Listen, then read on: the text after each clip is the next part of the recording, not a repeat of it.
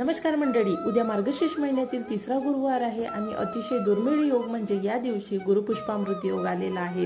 या दिवशी महालक्ष्मीला प्रसन्न करण्यासाठी बरेच लोक वेगवेगळे उपाय करतात, तर तुम्हाला सुद्धा काही उपाय करायचे आहे। जे उपाय मी तुम्हाला लॉंग व्हिडिओ मध्ये दिलेले आहे। तुम्ही जर लॉंग व्हिडिओ अजूनपर्यंत बघितला नसेल तर नक्की बघा। सोनं, चांदी, दागदागिने, वाहन किंवा घर खरेदी या मुहूर्तावर केलं जाते, पण तुम्ही या मुहूर्तावर हे एक वस्तू नक्की खरेदी करा।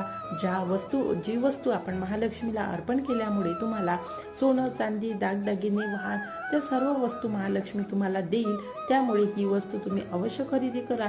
आणि गुरुपुष्पामृत योगावर तसेच महालक्ष्मीच्या गुरुवारच्या योगावर ही वस्तू महालक्ष्मीला अर्पण करा।